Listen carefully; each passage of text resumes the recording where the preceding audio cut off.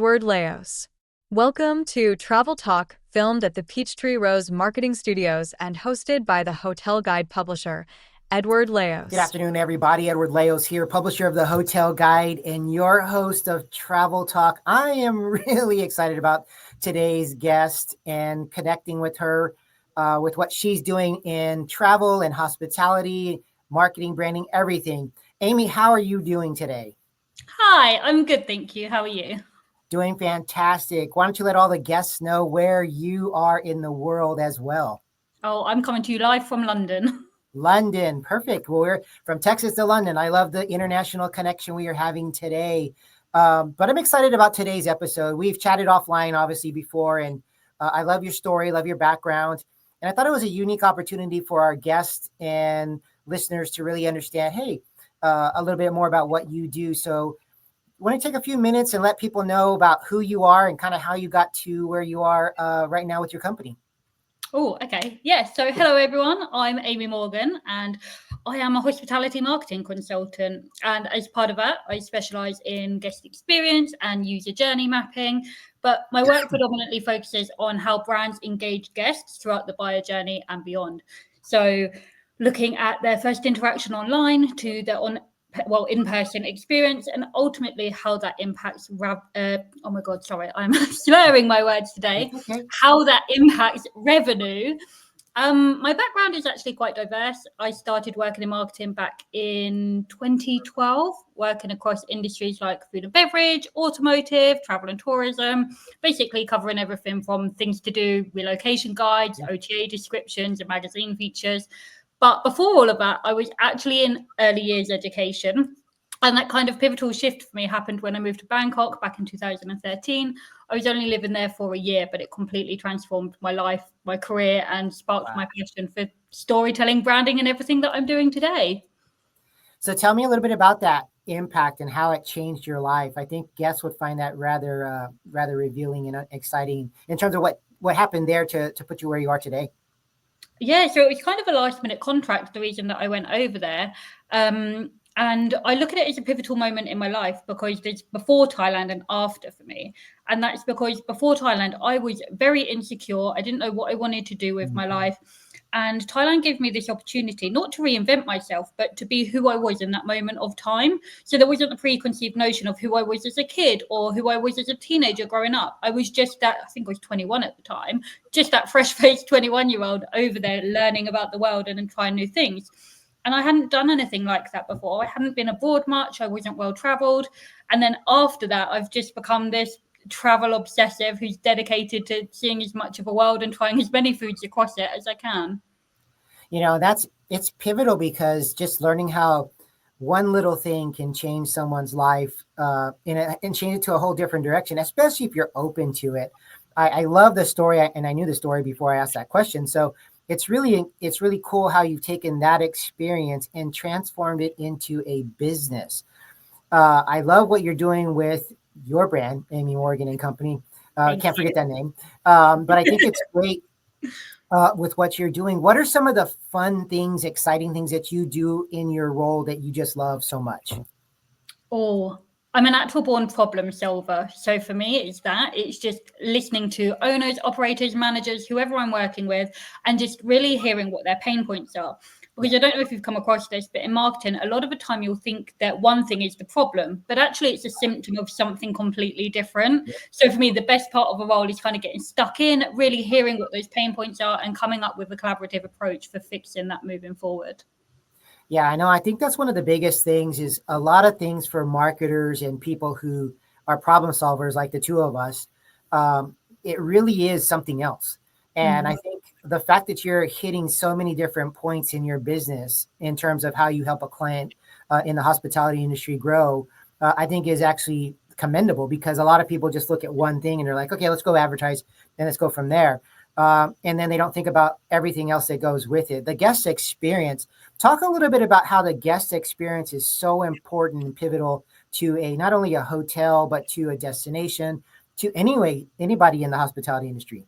Yeah, okay, of course. So I guess I'll start with how I got into guest experience as a specialism in marketing. Because the thing with marketing is it is very broad. And for me, that came about with my love of experiences and making things better. So throughout my career, I just kept noting this huge disconnect between what was happening. I would have these incredible experiences, whether it was a food tour, a hotel stay, or going to a restaurant, but their marketing didn't do it justice. It would feel really, I guess the only way to describe it is it would feel very corporate, like, hello, here is a dish, or hello, this is a room. But it didn't have any story or any excitement to go with it.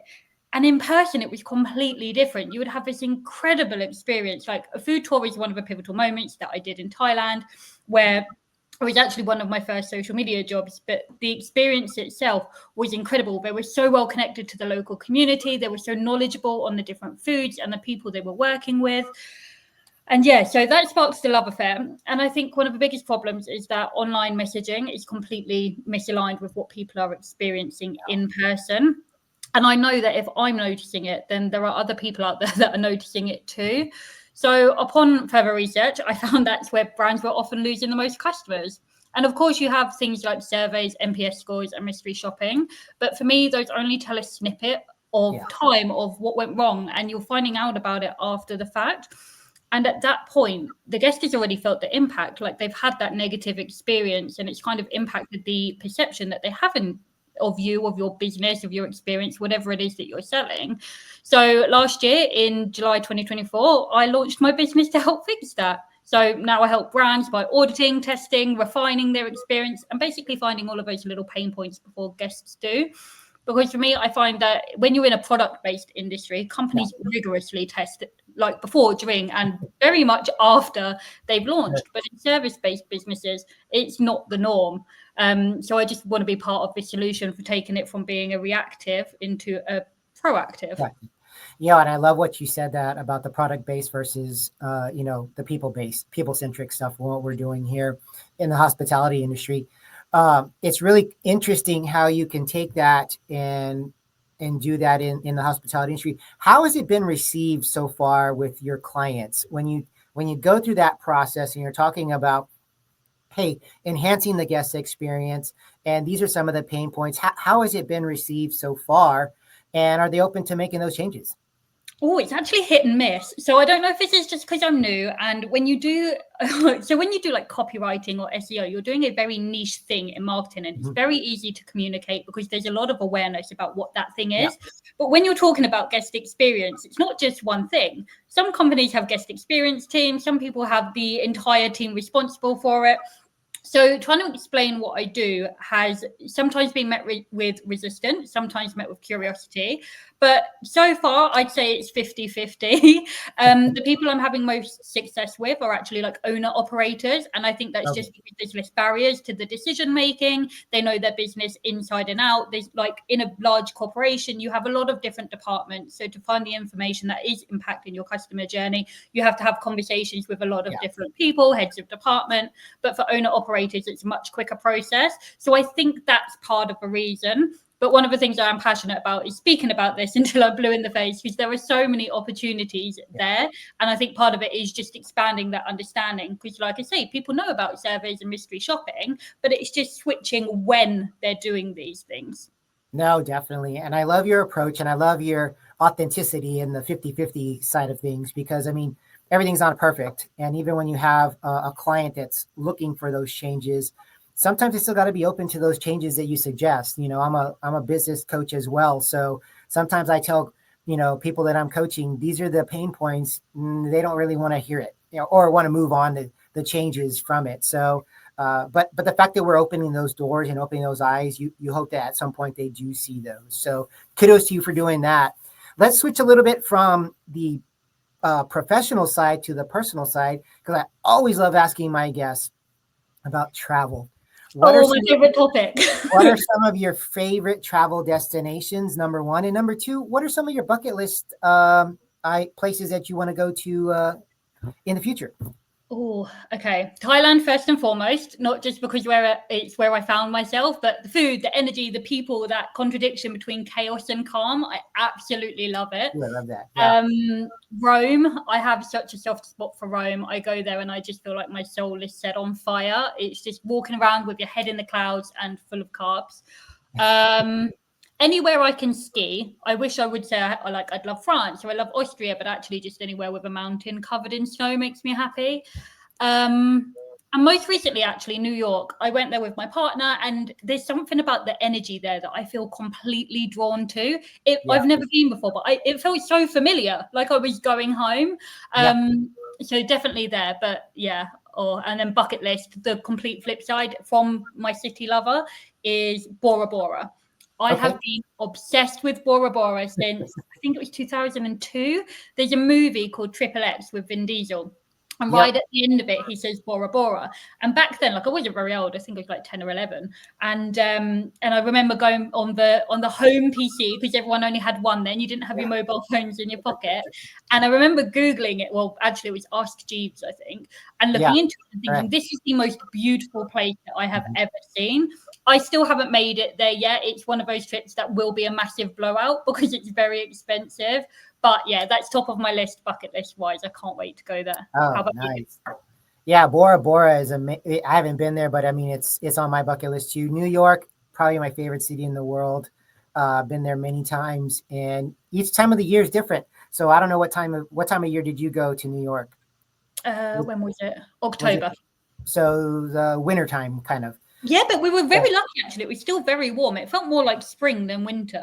Wow. So when you actually go in spring or summer, New York just has a different character each season. It's so unique. You could go 4 different times in the 4 different seasons, and you'll get a different perspective on that city. It's just amazing. But cool. So we got a few minutes left here. I love what you've been talking about with the company and stuff. But if someone wants to work with you or contact you or get a hold of you, what's the best way to do that? Reach out. So I've got my website, which is amymorgan.co, not com.co, or LinkedIn. I am very active there. I'm always talking about guest experience, and I do love to yap. So if you're into chit chat, come along, start a conversation. I'll be happy to talk hospitality all day, every day. Well, that's true. I mean, if you're not talking about what you do and love what you do, then you're not going to be very successful in this business. And so, again, Amy, I really want to appreciate you for taking the time to be on today's podcast and coming all the way from the across the pond, as we like to say here. But having you on the show has been great, and I don't think it'll be the last time because you've got a lot of incredible knowledge and things that you're doing and can always bring to our readers and listeners and actually some of our fellow hoteliers to be able to see that. So thank you for being on the show today. No, thank you for having me. It's been lovely to connect with you. Oh, perfect. To all of our listeners, guests out there, as you know the drill, follow us at thehotelguide.com. You can also catch Amy and her company. We'll have that in the link below so you can follow her as well. But we want one thing to happen here with the Hotel Guide. Travel, make memories. Until next time, everybody take care, and we'll talk soon. All right.